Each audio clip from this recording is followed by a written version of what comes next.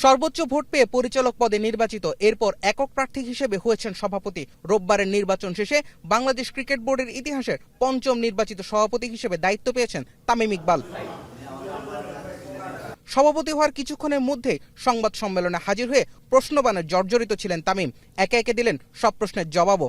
আমি কয়েকদিন আগেও একটা কথা বলেছি যে আইডেন্টিটি আমার জন্য ম্যাটার করে না, আমার জন্য ম্যাটার করে যে মানুষের কি ইন্টেনশন। আমাদের 25 জন ডিরেক্টরের ইন্টেনশনটা যদি ঠিক থাকে আর রাইট ওয়েতে থাকে, এটাই আমাদের এই মুহূর্তে বাংলাদেশ ক্রিকেটের দরকার। অ্যাডহক কমিটি গঠন থেকে বাপের দোয়া ক্রিকেট বোর্ডের বিতর্ক তামিম ইকবালদের সঙ্গে কাজ দিয়ে মেটাতে চান সেই অপবাদও। অনেকে অনেক ধরনের ট্যাগ দিচ্ছে, এটা অবশ্যই তাদের ব্যক্তিগত অপিনিয়ন। দেখি বাপের দোয়ার থেকে ক্রিকেটের দোয়া করতে পারি কি পারি না।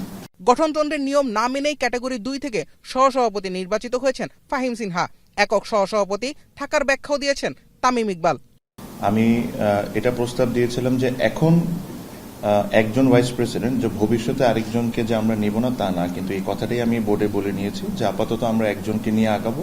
যদি আমাদের প্রয়োজন মনে করি আর বোর্ড যদি মনে করে যে আমাদেরকে আরেকজনকে নিয়োগ দিতে হবে, তাহলে আমরা অবশ্যই ইন ফিউচার এটা নিয়ে চিন্তা করব। তবে বিতর্কিত গঠনতন্ত্র সংশোধনে নতুন বোর্ড কাজ করবে সেই প্রতিশ্রুতিও দিয়ে রাখলেন নতুন বিসিবি সভাপতি।